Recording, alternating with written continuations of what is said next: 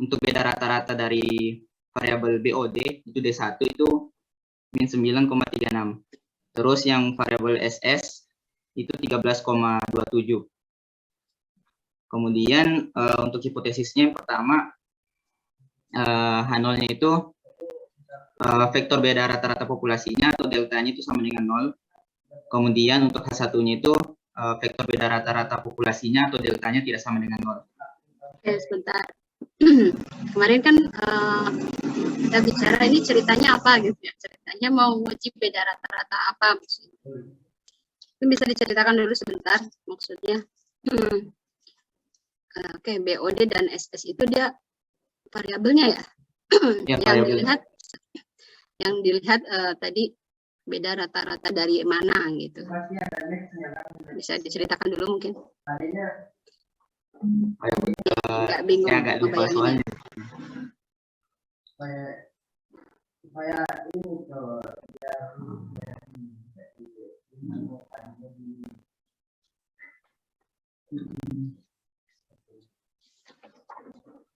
mungkin ceritanya ada di example-nya itu kali ya. Iya, di example-nya, Bu. Nah, coba dibaca dulu di example-nya itu seperti apa ceritanya dia.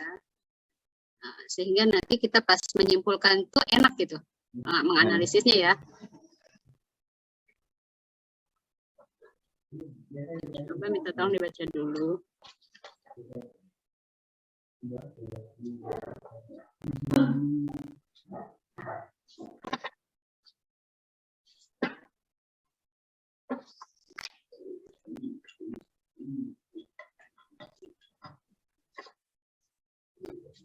Ini, Bu, yang example 6.1.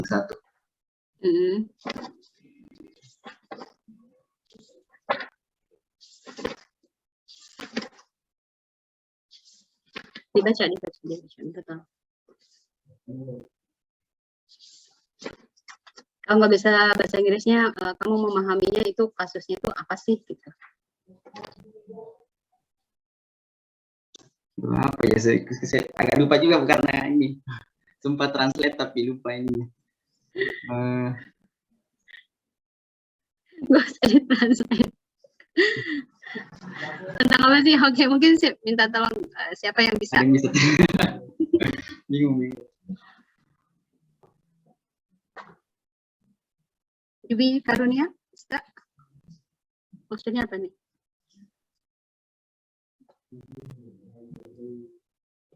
Dwi Karunia masih banjir nggak? Iya, udah enggak, Bu. Masih? Enggak, Bu. Oke, minta tolong. Nah, ini maksudnya penelitiannya tentang apa si kasusnya ini ya.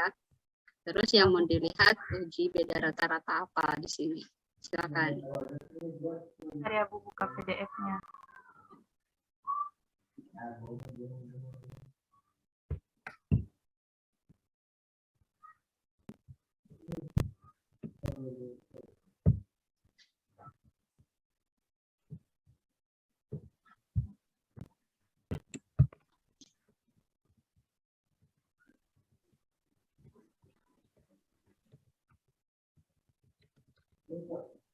Tentang pencemaran air ya kayaknya ya. Bu, jadi ada ini masih loading.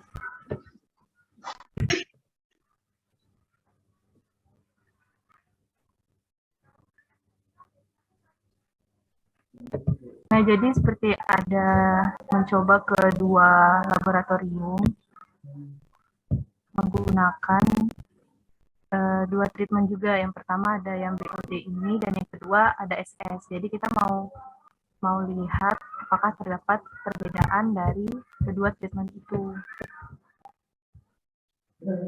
Kedua hasil lab ya. Iya, dua hasilnya itu, Bu. Ya, kalau saya baca di awal ini kan tentang municipal waste water treatment plants, berarti ini kalau kita bayangkan ya,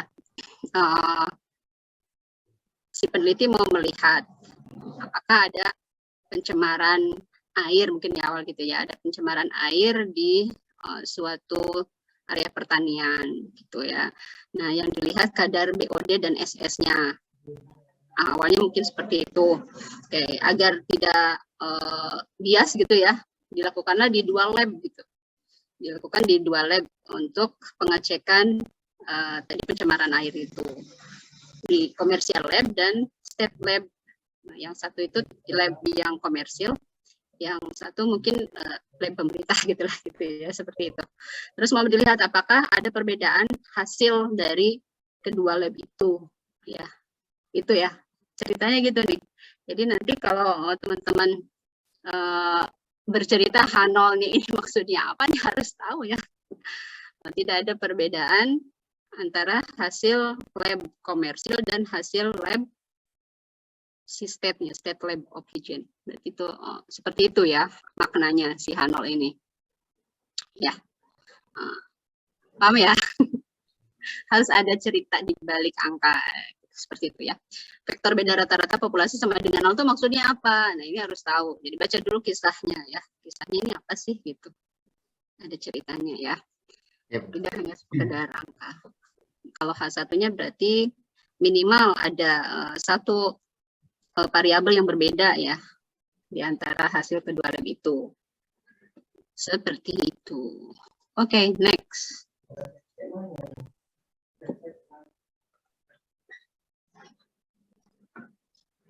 Oke, jadi lanjut.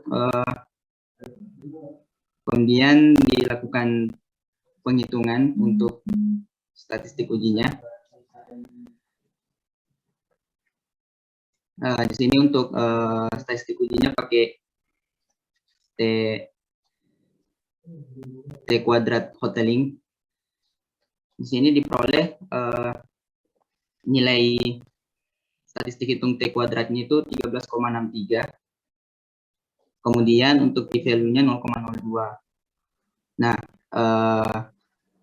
untuk wilayah kritisnya itu kita akan tolak H0 ketika p-value-nya itu kurang dari alfa. Alfa yang dipakai 0,05, sehingga diputuskan bahwa p-value-nya itu kurang dari alfa atau tolak H0. Jadi untuk kesimpulan yang pertama, dengan tingkat signifikansi 5%, tidak diperoleh cukup bukti untuk menyatakan bahwa vektor beda rata-rata populasi dari data tersebut itu 0, maksudnya terdapat perbedaan rata-rata dari pengukuran BOD dan SS yang dilakukan oleh 2 laboratorium tersebut. Nah, kemudian untuk confidence region-nya,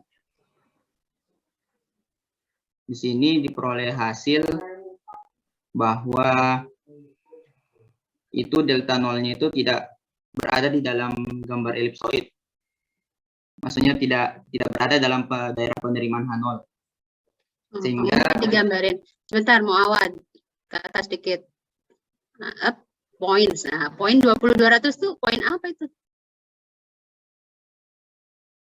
Harusnya apa coba?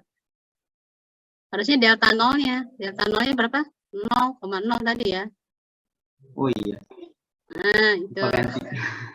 Lupa ganti. Oke. Kalau 0,0 kelihatan tuh nanti. Atau saya coba buka R-nya.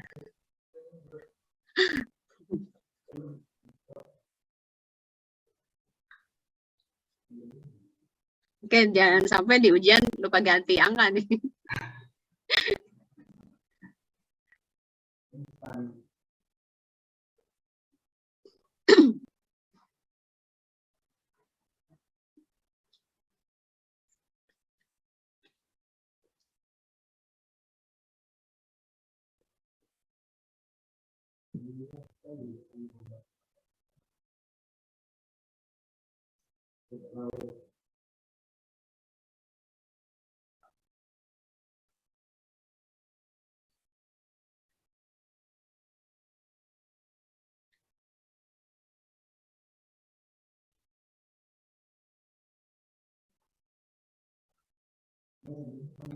Kalau lihat di gambar sini ya nanti 0,0-nya kan ada di luar elips nih kelihatannya.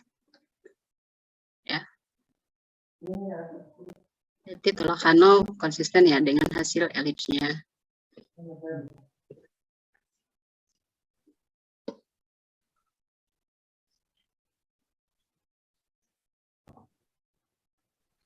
Nah, elipsnya ada berapa banyak nih nanti kita gambar?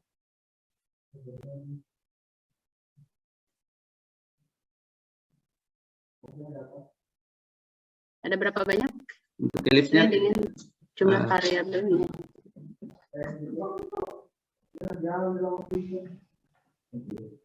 Ada 2 ya mestinya. Selisih variabel pertama dengan selisih variabel kedua.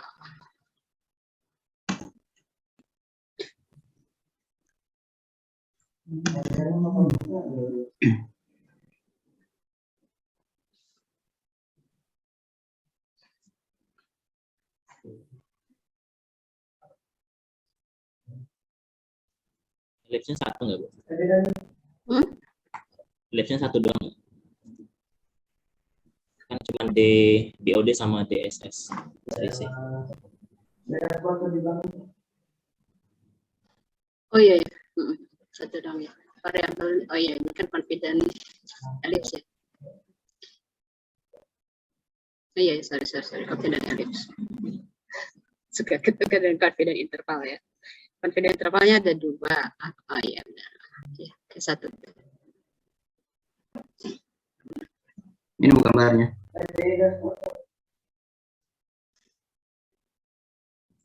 Masih yang tadi nih. Ya, yang confidence region, Bu. Tadi udah coba perbaiki. Ya, di luar ya. Oke. Ini masih yang tadi. Mawad. Oh iya, tunggu.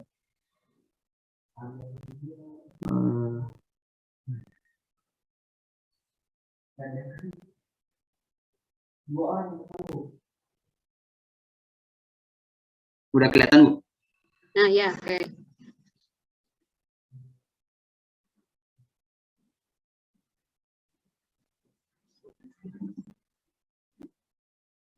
Nah, jadi karena titiknya itu berada di luar daerah penerimaan H0, jadi keputusannya itu tolak H0. Jadi untuk kesimpulannya, untuk hasil pengujian yang dilakukan dengan menggunakan hoteling maupun keputusan yang dihasilkan dari confidence region itu menghasilkan keputusan yang sama, jadi hasil pengujiannya itu konsisten. Kemudian untuk exercise yang 6.2 itu membuat simultan confidence interval 95%.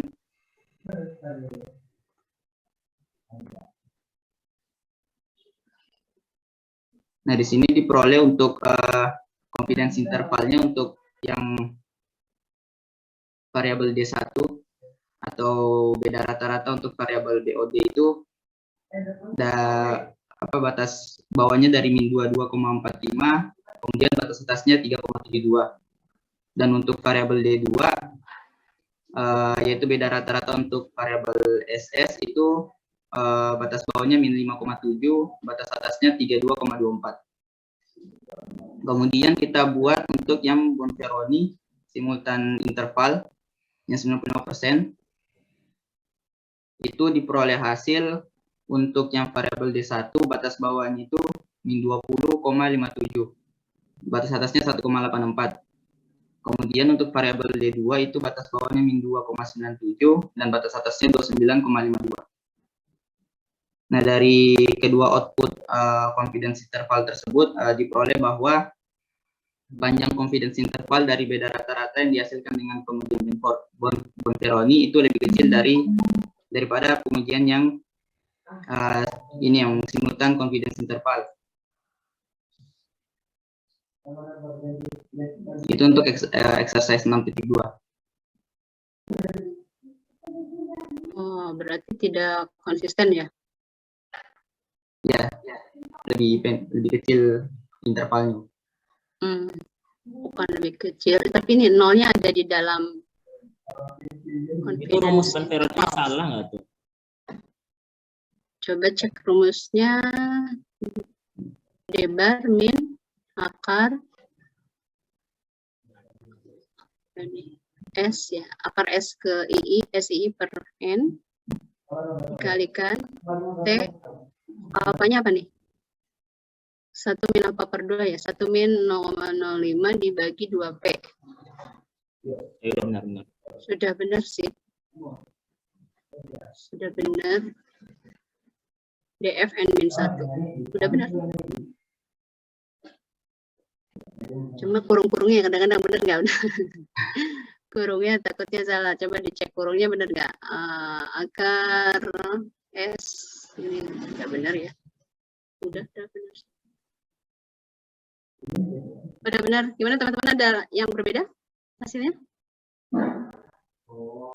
Nomor berapa tadi? 6.2 ya. Ternyata hasilnya menurut Bonferroni maupun dengan T-Kodat Hatterling ya. Oke, pertanyaannya disuruh apa? Compare the length. Oh, kalau compare the length saja, lengthnya lebih pendek ya. Itu kemudian dari hasil kalau kita simpulkan, ternyata kok tadi kan tolakan 0 ya, tolakan 0. Confidence region ellipse-nya juga menunjukkan tolakan 0. Tapi menurut confidence interval baik T-Kodat Hatterling maupun si Bonferroni menunjukkan gagal tolakan 0 ya, karena 0-nya ada di dalam interval. Nah, sebenarnya ada kasusnya mungkin di situ. Ada kasus apa? Nanti dilihat di 6.3. Jadi kan tidak konsisten tuh dia jawabannya. Oke, next 6.3. Yang 6.3 itu kita diminta untuk membuang data ke-8 atau buang outlier yang teridentifikasi sebagai outlier. Nah, ini setelah dibuang, ini datanya yang baru, kemudian dihitung kembali untuk beda rata-rata sampelnya. Untuk D1 min 12, D2 8,6. Kemudian hipotesisnya masih sama dengan yang sebelumnya. Itu yang pertama, tidak ada perbedaan tidak ada perbedaan rata-rata antara variabel BOD yang dihasilkan di kedua lab, baik itu lab komersil maupun lab dari pemerintah. Yang H1-nya itu terdapat perbedaan rata-rata. Kemudian tingkat signifikansinya 0,05. Kemudian dihitung kembali untuk statistik ujinya itu diperoleh bahwa nilai statistik hitungnya itu atau T pangkat 2 atau T square-nya itu 11,44 dan p-value-nya itu 0,037. Sehingga untuk nilai kritisnya tolakan 0 jika p-value-nya kurang dari alfa, atau diputuskan bahwa p-value-nya itu kurang dari alfa. Sehingga tolakan 0. Kesimpulannya masih sama seperti yang sebelumnya, bahwa terdapat perbedaan dengan tingkat signifikansi 5%, terdapat perbedaan rata-rata dari pengukuran DOD dan SS yang dilakukan oleh dua laboratorium. Kemudian untuk confidence region-nya, tulis dulu itu poinnya.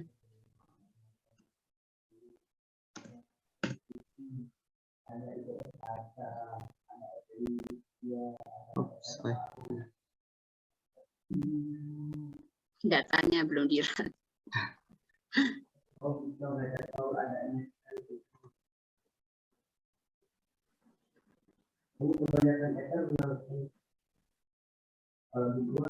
Ya, untuk confidence region-nya juga dihasilkan bahwa delta 0 itu tidak berada dalam daerah penerimaan H0, sehingga keputusannya juga tolak H0. Untuk kesimpulannya juga sama, berarti hasil pengujiannya itu konsisten karena menghasilkan keputusan yang sama untuk confidence region dan untuk uji hotelingnya. Kemudian untuk Bonferroni simultan intervalnya itu diperoleh intervalnya itu untuk yang variabel D1 batas bawahnya min 21,91, batas atasnya min 2,0, dan untuk variabel D2 itu batas bawahnya min 3,35, batas atasnya 20,55. Kalau ini konsisten nggak dengan hasil keputusan tadi? H0 ya. Setelah data outlier dibuang.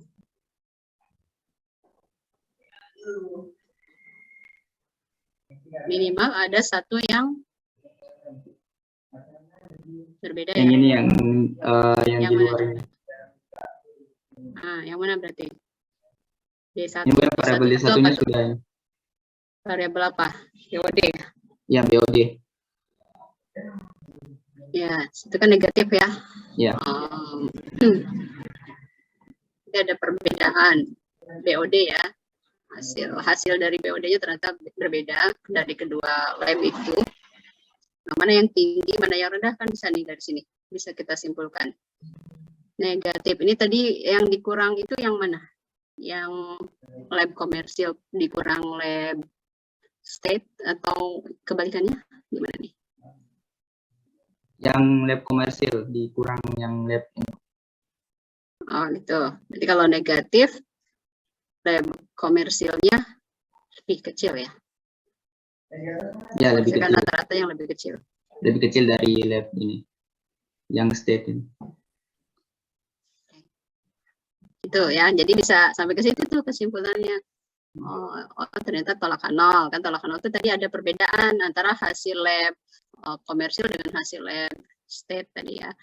Nah, terus dilihat yang mana yang berbeda gitu. Ternyata di sini kan konsisten nih ya, hasil setelah data outlier dibuang nih menunjukkan konsistensi antara hasil tadi keputusan tolak H0 dengan confident intervals. Nah, dilihat di sini yang mana yang berbeda, BOD saja atau SS saja atau keduanya. Ternyata ini BOD saja ya. Dari kadar BOD-nya yang tertinggi, yang lebih tinggi gitu ya, hasilnya itu lebih tinggi di si state gitu ya. Kadar BOD-nya lebih tinggi untuk state. Begitu ya, nanti kesimpulannya sampai ke situ. Jadi analisisnya nanti lebih menarik. Nah, ini tadi data outlier ternyata bisa mempengaruhi ya hasil kesimpulannya. Oke, next. 64. 64 ini mau tentang apa nih? Penanganan outlier dengan dilenkan ya. Ya, untuk exercise 6.4 itu ya ditransformasikan datanya ke dalam bentuk len. Ini untuk input datanya.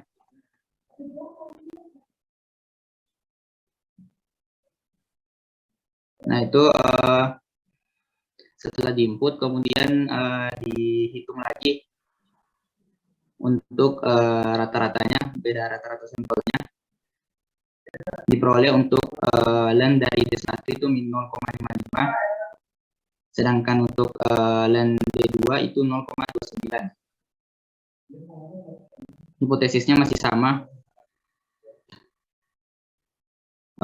Kalau untuk H0-nya itu tidak ada perbedaan rata-rata antar variabel BOD dan SS untuk kedua lab, dan H1-nya itu ada perbedaan rata-rata. Kemudian untuk statistik ujinya itu diperoleh untuk T square-nya atau T kuadratnya itu 10,21, untuk p-value-nya 0,04. Kemudian untuk wilayah kritisnya tolak H0 jika p-value kurang dari alpha, sehingga diputuskan bahwa p-value-nya itu kurang dari alpha sehingga tolak H0. Kesimpulannya berarti masih sama dengan sebelumnya, berarti terdapat perbedaan rata-rata dari pengukuran BOD dan SS yang dilakukan oleh dua laboratorium tersebut. Baik itu datanya setelah ditransformasi. Kemudian untuk confidence region-nya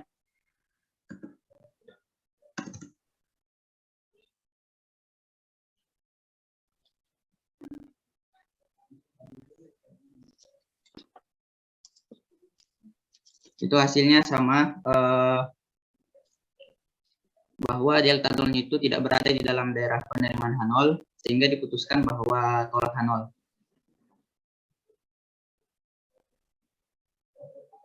Berarti kesimpulannya hasil pengujian dilakukan dengan menggunakan modeling masih sama dengan confidence region, yaitu hasil pengujiannya konsisten tolak nol.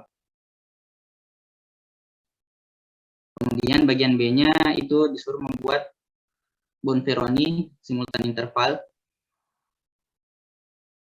Nah, diperoleh kalau untuk variabel N dari D1 itu batas bawahnya min 1,09, batas atasnya min 0,02. Untuk variabel N D2 itu batas bawahnya min 0,04, batas atasnya 0,6. Jadi untuk kesimpulannya juga bahwa terdapat satu variabel yang berbeda, yaitu untuk yang D1, sehingga diperoleh juga bahwa untuk keputusannya juga konsisten tolak nol, berarti masih terdapat perbedaan rata-rata dari variabel BOD dari antara kedua lab tersebut. Masih terdapat perbedaan rata-rata untuk variabel BOD dari kedua lab tersebut. Oke, LEN ya, ini LEN. Kalau datanya di LEN kan itu bisa merubah ke definisi hipotesisnya enggak sih?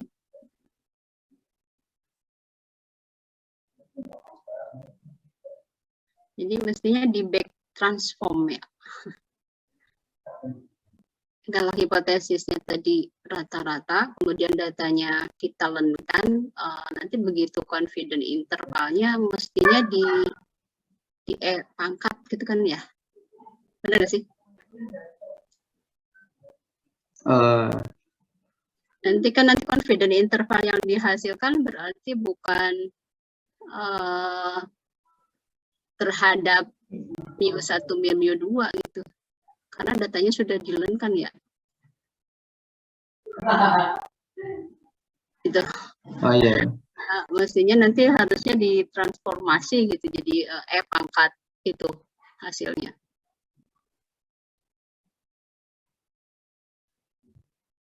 Tapi untuk ini jawabannya sebenarnya konsisten ya jawabannya.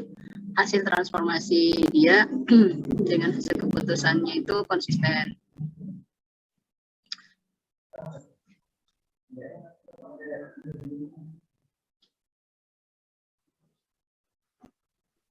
Ya, nanti kita lihat lah ya.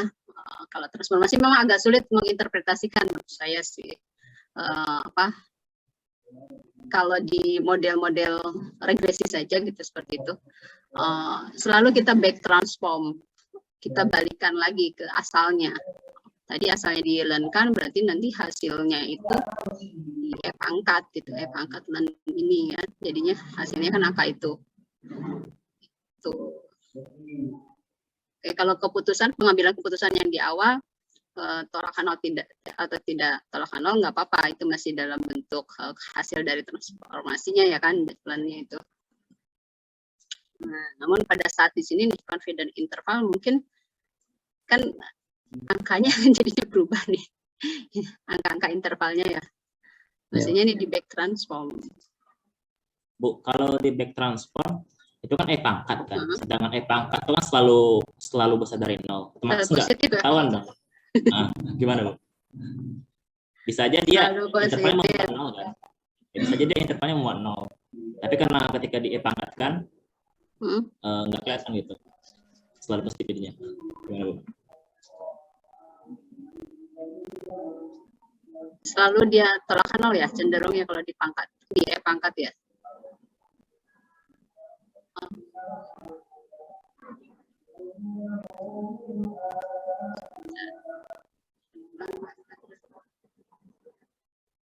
Kalau hanya sekedar konsisten tidak konsisten mungkin bisa gitu, tapi kalau nanti berapa ya confident intervalnya?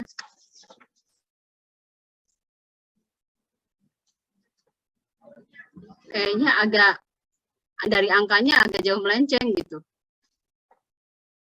Nah, soalnya tadi di data selisihnya ini kan data selisih yang angkanya gede-gede ya.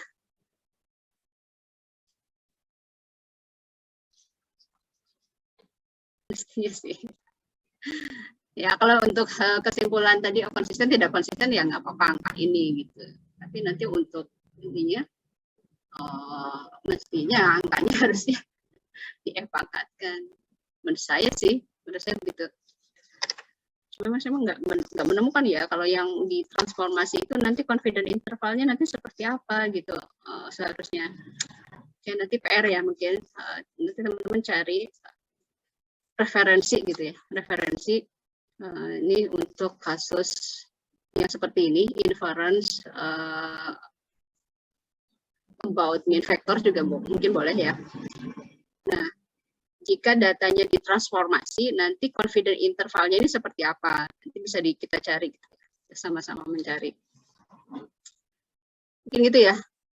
Tapi kalau untuk sekedar mengecek kekonsistenan antara hasil keputusan tolak nol dengan ini confident intervalnya nggak apa-apa sih, nggak dibalikin ke asalnya. Ini kan konsisten gitu. Tapi kalau ternyata ini ditanyakan ya berapa nilai untuk intervalnya, confident intervalnya nih mestinya menurut saya harusnya dibalikin. Itu baru menurut saya. Tapi ini saya juga mencari di buku Johnson tuh belum nemu gitu. Ya, kalau dari hasil sini kan udah cukup konsisten ya, dari Bonferroni ini udah kelihatan yang mana yang berbeda. Si yang pertama ya kelihatan.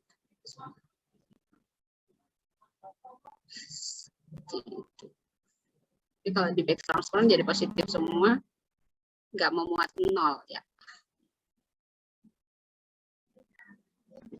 Ya. Oke, itu memang agak sulit yang transformasi itu ya. Semua mengakui ya metode transformasi dalam menghasilkan data yang mendekati normal.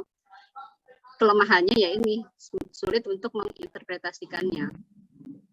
Seperti itu. Oke, terima kasih Muawad. Oke, 6.17.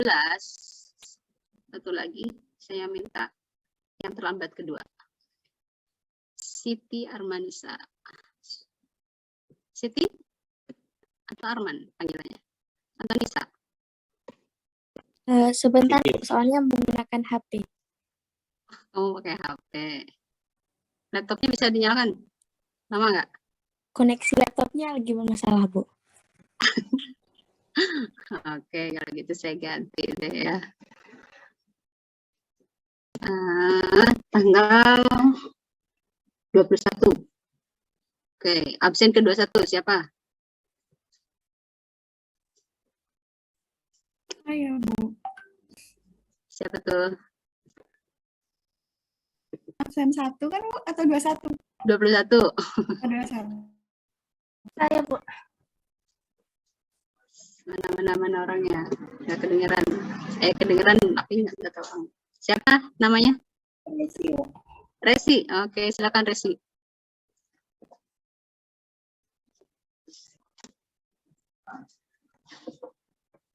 Kalau online enak ya.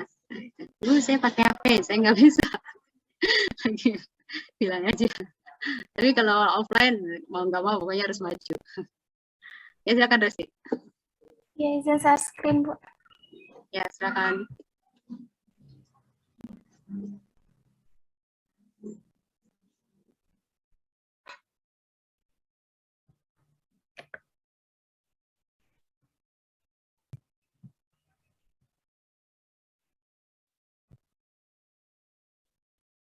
Jadi yang Cerita pertama, dulu ya, kasusnya apa? Kasus di sini mengenai pemrosesan numerik pada manusia itu di sini itu yang diuji mengenai model psikologis dari berdasarkan numerical cognition. Jadi di sini itu dalam tesnya dibikin dua format penulisan angka. Yang pertama itu menggunakan kata dan yang kedua itu menggunakan format angka Arab. Terus dibikin juga yang paritasnya berbeda atau paritasnya sama. Maksudnya paritas sama itu sama-sama genap atau sama-sama ganjil. Terus kalau paritas berbeda itu yang satu genap, yang satu ganjil gitu. Terus Yang untuk dicatat, yang catat median reaction time, kecepatan waktunya ya. Ya, kecepatan waktunya untuk membacanya yang benar. Itu X1 itu median dari yang menjawab benar itu untuk penulisannya format angka, sementara paritasnya itu berbeda. Terus yang format untuk tulisan, word format. Iya. Terus yang kedua itu untuk penulisan dalam bentuk kata, terus dengan paritasnya yang sama, dan yang ketiga itu penulisan bilangan dalam bentuk angka Arab tetapi paritas yang berbeda, dan yang ke X4 itu penulisan dalam bentuk angka Arab tetapi paritasnya sama. Terus yang pertanyaan yang A itu untuk menguji apakah terdapat treatment effect dengan menggunakan repeated measure design dengan alpha 0,05. Jadi di sini itu ada 3 kemungkinan kontras atau perbedaan yang mungkin dalam pemrosesan angka. Yang pertama itu kontras untuk penyajian angka. Maksudnya itu dalam penyajiannya di sini ada 2, itu dalam format kata dan format Arabik. Terus yang kedua itu kontras paritas angka. Itu perbedaan kecepatan pemrosesan angka jika disajikan dengan paritas sama atau paritas berbeda. Terus yang ketiga itu kontras yang mempengaruhi apakah ada interaksi antara format penulisan dan juga perbedaan paritas. Jadi dari situ dirumuskan mu aksennya itu mu1, mu2, mu3, mu4-nya, dan diperoleh matriks kontrasnya sebagai berikut. Dan di sini matriks kontrasnya itu diambil dari yang di sini, berdasarkan persamaan ini. Terus X bar dan matriks kovariannya seperti ini.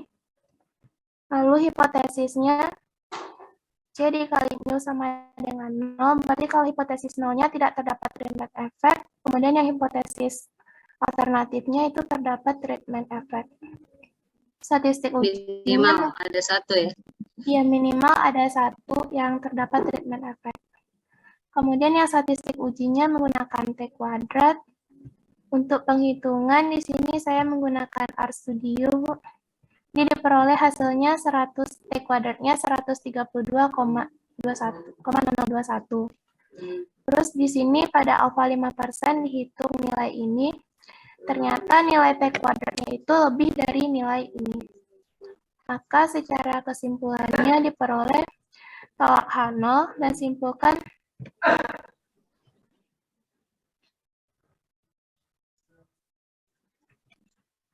minimal ada 1 efek treatment ya. Menunjukkan bahwa minimal 1 dari 3 kemungkinan kontras terhadap pemrosesan angka tersebut terdapat treatment effect. Terus yang kedua itu untuk membangun simultaneous confidence interval. Di sini menggunakan rumus yang seperti ini diambil dari buku. Terus yang pertama untuk efek format angka diperoleh intervalnya dari bilangan minus 426 sampai minus 205. Karena pada interval ini tidak mencakup nilai 0, maka terdapat treatment effect untuk format angka. Jadi dapat disimpulkan bahwa penyajian angka dengan format berbeda, yaitu dengan format kata dan juga format Arabik mempengaruhi waktu untuk pemrosesan angka. Kemudian yang kedua itu efek dari tipe paritas. Di sini juga tidak mencakup nilai 0, jadi kesimpulannya terdapat perbedaan waktu yang diperlukan untuk pemrosesan angka dengan tipe paritas yang berbeda. Kemudian efek interaksi di sini mencakup nilai 0. Karena pada intervalnya ini mencakup nilai 0, maka tidak terdapat treatment effect terhadap interaksi antara format penulisan dengan tipe paritas. Artinya tidak terdapat perbedaan waktu pemrosesan angka pada format penulisan dan tipe paritas yang berbeda, atau tidak ada interaksi. Kemudian yang C, di sini itu menanyakan model M itu adalah model yang mana terdapat interaksi, kemudian yang C itu yang model numerical kondisinya. Kemudian ditanya yang mana model yang disupport dalam eksperimen ini. Di M sini benar. M itu absent of interaksi, tanpa interaksi ya. iya, Tanpa interaksi. Oh ya. Oke.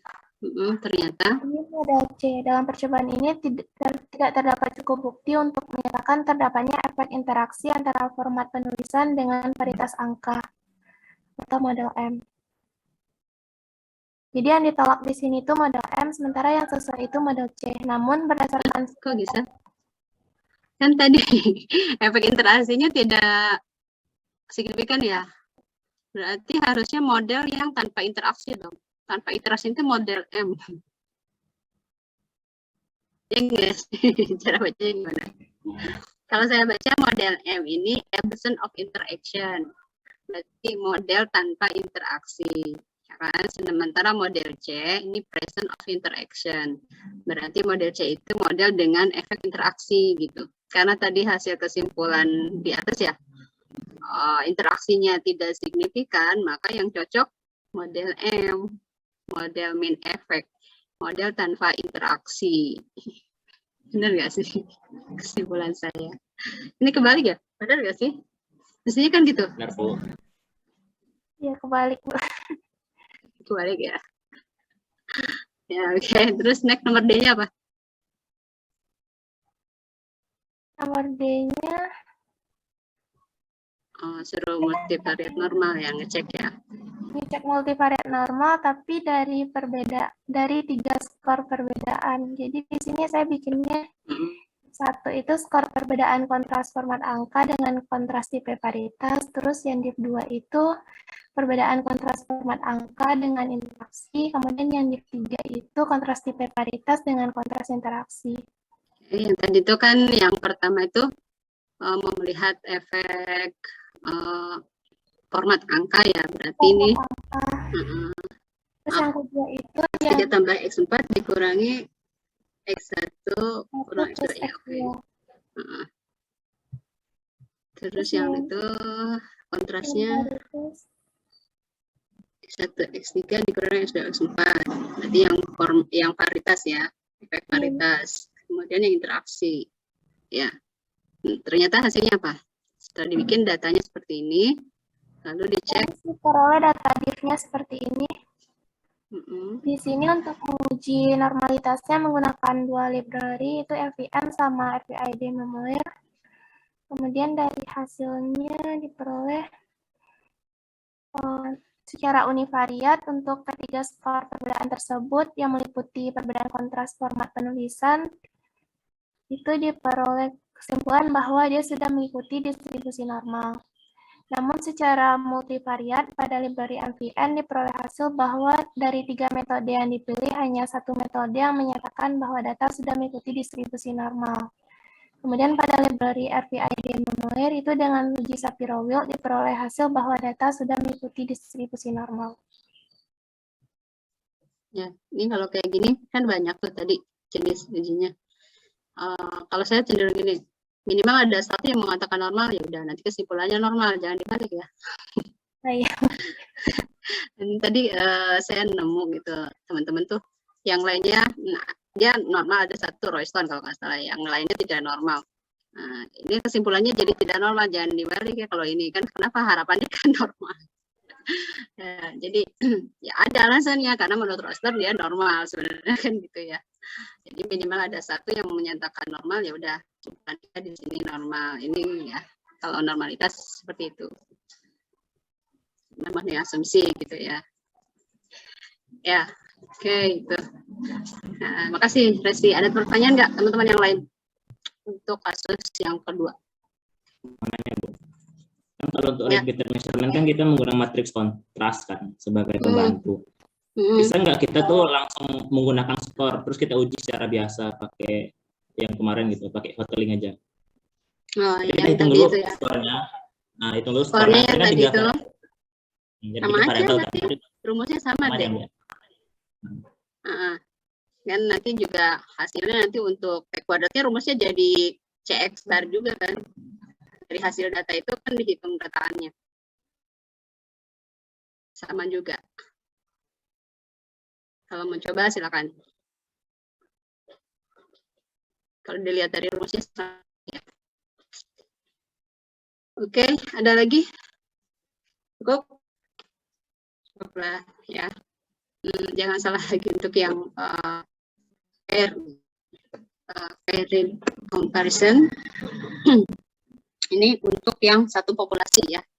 Uji beda rata-rata satu populasi. Nah, hari ini kita akan belajar uji beda rata-rata untuk dua populasi independen dan lebih dari dua populasi independen. Kalau tadi itu bisa dianggap dependent gitu ya, dependent sample gitu. Pernah dengar ya? Pernah dengar nggak sih uji T sampel berpasangan dependent gitu ya, kebalikannya independen. Bisa juga demikian karena tadi pengukuran berulang itu ya menyebabkan datanya menjadi tidak independen. Bisa ya istilahnya gitu, yang pair comparison atau repeated measure disebut juga dependent. Nah, yang hari ini kita akan belajar yang independen. Mau nanya dulu, Bu. Tadi pertanyaan paritas sama format itu bisa dikatakan faktor kan, Bu ya. Terus yang treatmentnya sebagai levelnya gitu. Iya nggak sih, Bu? Misalnya paritas kan faktornya, terus levelnya sama ataupun beda. Yang formatnya faktornya, terus levelnya. Ya, jadi kayak apa? Two way ya. Nah. Seperti two way, cuma kalau yang two way ANOVA mungkin gitu ya. Two way ANOVA itu sampelnya independen. Kalau yang tadi repeated measure. Nah, tadi ada siapa yang listening? Two way repeated measure ini. Gitu ya maksudnya, Rizky. Kan seperti two way ANOVA ya. Kan ada faktor, ada level seperti itu. Nah, cuma bedanya kalau yang two way ANOVA itu asumsinya dia independen antar sampelnya.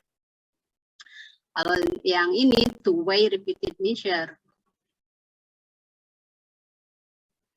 Ya. Oke. Karena orangnya sama ya yang diuji.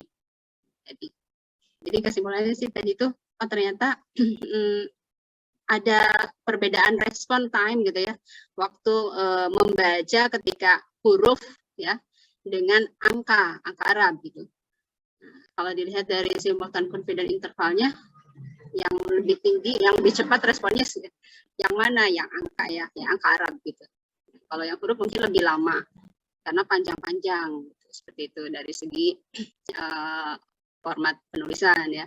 Dari segi tadi parity type itu genap-genap, ganjil-ganjil atau ganjil-genap itu juga mempengaruhi ternyata. Seperti itu ya tadi kesimpulannya. Kalau misalnya ada interaksi, Bu, berarti untuk ngecek interaksinya cuma bisa pakai ini, Bu ya, interaction plotnya gitu. Ya agak sulit memang interaksi itu untuk menginterpretasikan. Yang jelas nanti biasanya kalau ada efek interaksi tadi di two way ya, menjadikan apa? Model kalau interaksi itu apa ya? Kalau di slope ya, slope-nya itu berbeda gitu kalau interaksi itu gitu. Kalau ini apa tuh? Random slope-nya namanya. Random slope adanya random slope gitu kalau di model regresi gitu ya. Itu efek interaksi. Jadi menghasilkan kemiringan yang berbeda sebenarnya gitu. Model yang mana antara treatmentnya. Bisa seperti itu. Jadi terus main efeknya kadang-kadang karena ada interaksi ya, nggak dilihat lagi ya sudah pasti berbeda gitu. Pengujiannya karena di interaksi sudah ada perbedaan, otomatis yang main efeknya juga ada perbedaan. Nah, kalau main efek itu ibaratnya random intercept. Random intercept berarti dia kalau gambar regresinya itu masih sejajar gitu. Ya, antar grupnya gitu, grup treatmentnya. Nah, kalau yang random slope adanya interaksi, yaitu udah berbeda kemiringannya. Itu kalau di regresi itu seperti itu. Ini juga nanti bisa diinterpretasikannya seperti itu kalau ada efek interaksi. Ya. Tadi kan nggak ada interaksi kan Bu, jadi kan mudah aja kita interpretasi formatnya. Berarti kan format itu mempengaruhi gitu kan, dimana untuk format yang bilangan arah itu lebih cepat responnya. Tidak peduli gimana paritasnya gitu kan, karena nggak ada interaksinya. Tapi kalau ada interaksi, ntar kita lihat lagi Bu ya, apakah format ini lebih mempengaruhi ketika paritasnya sama atau berbeda gitu. Pengaruhnya lebih besar, interaksi dengan mana gitu. Gimana Bu? Agak sulit yang apa ya. Jadi kalau ada efek interaksi itu agak sulit mendefinisikan si main efeknya gitu. Tapi ada orang yang mengatakan ya udah nanti disamakan aja dengan yang tanpa ada interaksi, seperti itu. Bisa juga seperti itu, sama aja nanti diindependenkan gitu. Ada interaksi ataupun tanpa interaksi bisa dilihat langsung gitu. Jadi pengujiannya langsung 3 gitu. Seperti itu. Itu sih biasanya kalau yang two way ya. Ya, oke. Nah, sekarang kita belajar yang lurus-lurus dulu aja. Tadi ada 2 ya, randomnya random slope dan random intercept. Nah, oke, ini lebih ke pengembangan dari paired ya. Kalau paired itu kan tadi dua statement, 2 sampel tapi dianggap dari populasi yang sama gitu ya. Kalau di sini dianggap diasumsikan berasal dari populasi yang berbeda dan independen gitu ya di sini. Jadi ini extended dari repeated tadi gitu, atau mungkin kasus yang berbeda yang mirip dengan repeated paired tadi ya, bukan yang repeated yang kontras tadi.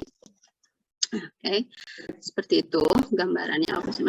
Judulnya apa sih? Dari tadi ya.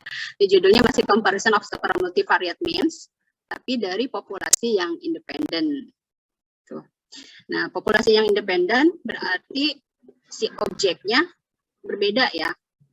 Nah, contohnya mungkin saya mau membandingkan variabelnya ada 2, misalkan ya, nilai APG dengan nilai regresi, ya, analisis regresi. Dari populasi yang berbeda, populasinya saya ambil dari kelas 3 SD1 dengan 3 S1 SI1 mungkin itu. Itu 2 populasi yang independen seperti itu. Ya, jadi orangnya si unit observe-nya beda antar populasi ke-1 dengan populasi yang kedua. Seperti itu ya. Kondisi datanya ya. Kalau yang di awal kan yang paired itu populasinya sama gitu. Ya, populasinya sama tapi diukur 2 kali kan ya. Yang diukur ini sama, ada variabelnya ya, sama variabelnya. Terus seperti itu, jadi bedanya di situ. Ya, objeknya di sini berbeda ya. Oke. Nah, hari ini mudah-mudahan bisa sampai one way MANOVA. Nah, one way MANOVA ini apa? Kalau one way MANOVA berarti lebih dari 2 populasi. Ya. Uji beda rata-rata untuk banyak variabel, lebih dari 2 populasi independen. Ini one way MANOVA. Ya, mudah-mudahan bisa sampai ini ya hari ini. Kalau enggak nanti minggu depan. Nah, sebenarnya tadi ada juga perluasan dari two way MANOVA, ada juga two way MANOVA. Nah, ada efek interaksi juga nih di sini ya, two way ini. Ada lagi nih one way MANOVA tapi untuk growth curve. Tapi ini kenapa di abu-abuin? Mungkin karena nggak dibahas ya. Yang growth curve ini repeated measure. Jadi pengembangan dari repeated measure. Cuman yang menjadi titik perhatian di sini adalah repeated time. Period of time-nya. Berbeda-beda waktu. Ya.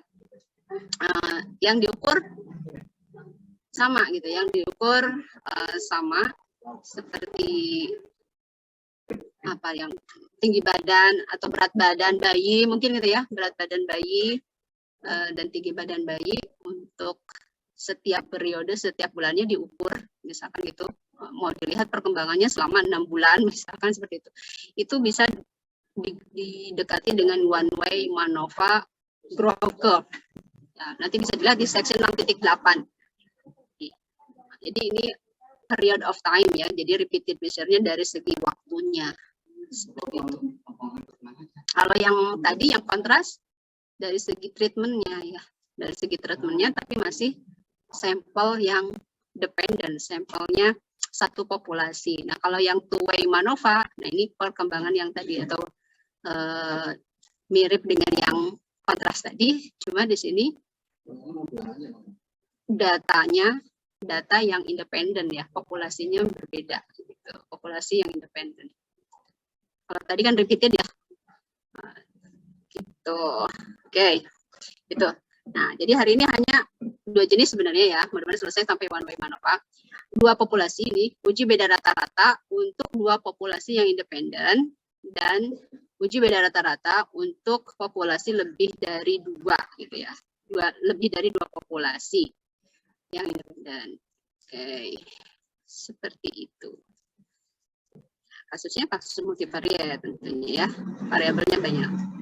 Nah, untuk yang 2 populasi independen, di sini ada kasus asumsi matrik kovarian sama dan ada asumsi matrik kovarian tidak sama. Umumnya menggunakan asumsi yang matrik kovarian tidak sama gitu ya. Nah, umumnya menggunakan itu. Nah, cuma terkadang ini bisa terlanggar asumsi ini gitu ya, sehingga perlu penanganan khusus. Nah, kayak penanganan khususnya di sini bisa dicari gitu, yang kalau dia tidak sama, ini bisa didekati jika n-nya itu large. Gitu. Ya, ada rumusnya. Atau n sampelnya ini sama antar populasi. N1 sama N2 sama dengan n. Baru bisa dikerjakan. Seperti itu. Oke, kalau yang kasus pertama ini bisa n-nya bisa berbeda ya. Ya, rumusnya sama gitu. Seperti itu. Oke, kita yang pertama dulu, uji beda rata-rata dari beda rata-rata banyak variabel ya dari 2 populasi independen. Nah, ini gambarnya yang ini nih ya, biaya truk ini ya, biaya truk yang kemarin. Kalau kemarin kita baru satu jenis truk. Nah, ini nanti akan dibandingkan ya, apakah ada perbedaan gitu biaya dari truk pengangkut susu ya, truk pengangkut susu ini antara truk yang menggunakan mesin diesel dengan truk yang menggunakan gasoline apa? Bensin ya, bensin. Itu bisa dilihat nanti seperti itu. Nah, oke, jadi truknya ini untuk bensin tentunya berbeda ya dengan truk yang diesel. Nah, berarti kan independen ya, populasinya berbeda. Seperti itu contohnya. Nah, ini kalau datanya seperti ini strukturnya. Oke, di populasi yang pertama kita mengambil sampel di sebanyak N1. Oke, kemudian variabelnya kita rekam, kita ukur gitu ya. Beberapa variabel di sini ada sebanyak P. Oke, nah variabel di populasi 1 dengan variabel di populasi 2 ini harus sama tentunya ya. Nah, yang berbeda berarti hanya unit observe-nya. Di populasi 1 dengan populasi 2, unit observe-nya ini berbeda. Nah, di contoh yang tadi, biaya-biayanya itu sama gitu ya. Ada biaya apa saja dilihat nih, ada X1 ini sama ya, biaya reparasi kalau nggak salah gitu ya. Lupa deh kemarin tuh. Ada biaya reparasi, X2-nya di sini ada biaya apalagi modal, mungkin kita ada biaya untuk bahan bakar. Nah, itu sama ya. Variabelnya sama. Yang berbeda hanya unit observe-nya. Makanya dikatakan tadi independennya itu dilihat dari tadi ya, unit observe itu berbeda antar populasi yang pertama dengan populasi yang kedua. Seperti itu. Oke. Nah, jumlahnya ini bisa sama bisa berbeda itu tadi ya. Bisa sama bisa berbeda. Nah, ini ada kalau kita buat summary statistiknya di sini. Buat summary-nya nanti kita akan dapatkan rataan di populasi 1 ya. Ada vektor X bar 1 gitu ya. Kemudian ada sampel covariance matrix di populasi 1, ini namanya S1. Di populasi 2 juga dari sampel yang populasi 2 juga demikian, kita akan punya data sampel vektor rataan ya, untuk sampel yang kedua, dan sampel covariance matrix dari ini sampel populasi 2 gitu. Seperti itu. Ini tadi asumsinya independen antar populasinya, kemudian antar objeknya ini independen juga, objek 1, 2, 3 sampai N1 ini independen. Di sini juga demikian. Oke, kemudian ini mungkin yang paling penting di sini untuk pengecekan asumsi ya. Buat populasi multivariate normal, kedua populasi ini multivariate normal. Jadi pengecekannya di sini 2 kali ya. 2 kali untuk populasi yang pertama, bagaimana multivariate normal atau tidak. Kemudian populasi yang kedua dicek multivariate normal atau tidak gitu. Kemudian ini asumsinya tadi ada 2 jenis ya. Untuk yang pertama ini kasus ketika diasumsikan matriks kovariannya itu sama gitu ya. Sehingga nanti untuk kasus yang seperti ini mengasumsikan kovarian matriks sama, maka rumusnya apa gitu ya. Oke. Kemudian hipotesisnya. Nah, hipotesisnya tidak jauh berbeda dengan yang parent tadi ya. H0 ini tidak ada perbedaan gitu biasanya gitu. Jadi delta nolnya biasanya settingnya itu 0 gitu ya. Mu1 min mu2 sama dengan 0. Versus H0 H1 ya, versus H1-nya mu1 min mu2 tidak sama dengan delta 0. Jadi delta 0 ini umumnya nilainya 0. Ya, umumnya. Tapi nanti bisa juga nih teman-teman kalau mau gitu, bisa juga di setting gitu berapa nih suatu angka. Nah, tapi itu sulit. Itu harus ada penelitian sebelumnya atau apa gitu kalau angka tertentu. Tapi kalau vektor 0 di sini udah mudah ya, seperti yang tadi ada perbedaan atau tidak ada perbedaan, cuma gitu aja kan ya. Oke. Ini seperti itu. Sampling distribution-nya. Nah, kalau ini berarti kita main sampling distribution yang mana. Kalau tadi kan kita di parent itu datanya data selisih ya. Data selisih, kemudian dicek multivariate normalnya gitu, 1 data. Kalau di sini 2 data tadi ya. Multivariate normalnya dicek untuk data yang pertama dan data yang kedua. Nah, oke, kemudian nah ini dari kedua data itu baru diselisihkan di sini ya. Tapi nanti bukan data selisih ya. Datanya tetap 2 gitu. Datanya tetap 2. Jadi yang data pertama dicari X-bar-nya, tadi ya dicari S1-nya, kemudian data yang kedua dicari X-bar-nya dan S2 berarti gitu ya. X-bar dan S2. Seperti itu.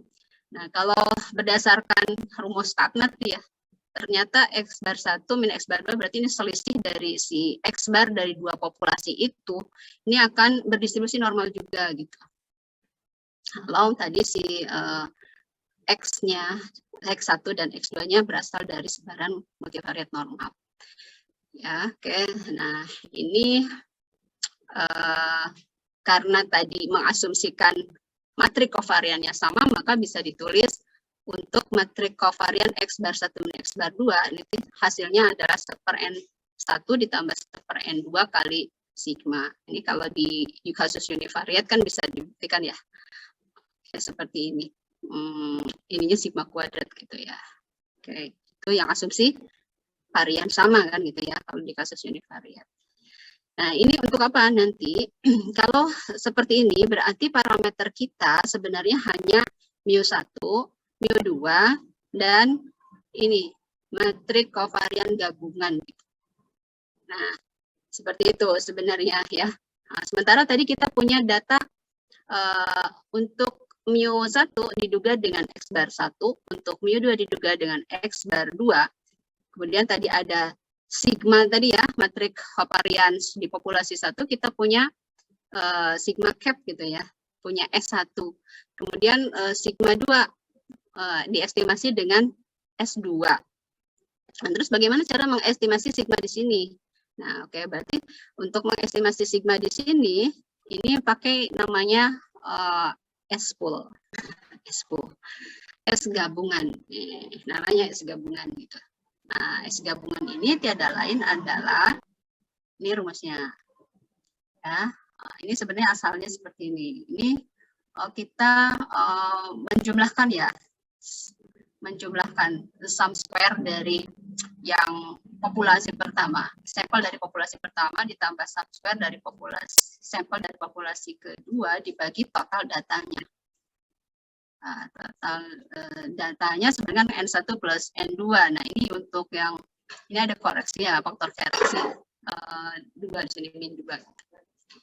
Ya, kalau di data yang kasusnya satu populasi kan di sini total N dikurangi 1 gitu kan ya. Karena X barnya ada 1. Di sini kan X barnya ada 2 di sini. Jadi minnya min 2. Sehingga ini bisa ditulis seperti ini. Ini S-pool namanya. Jadi untuk estimasi tadi yang sigma cap matrik kovarian yang sama tadi, diestimasi dengan rumus ini. N1 min 1 kali S1 ditambah N2 min 1 S2 dibagi dengan N1 min 1 ditambah N1 min 2 sebenarnya gitu ya. Menjadi N1 plus N2 min 2. Oke, mungkin ini kita lewatin. Nah, sehingga ya, statistik ujinya sekarang kita tadi udah tahu X bar 1 min X bar 2 itu dia berdistribusi normal ya, dengan minnya mu1 min mu2, matrik kovariannya adalah 1 per N1 ditambah 1 per N2 sigma kan gitu, seperti itu ya. Nah, ini kita seperti biasa tuh ya, kita bawa ke suatu random variabelnya kan tadi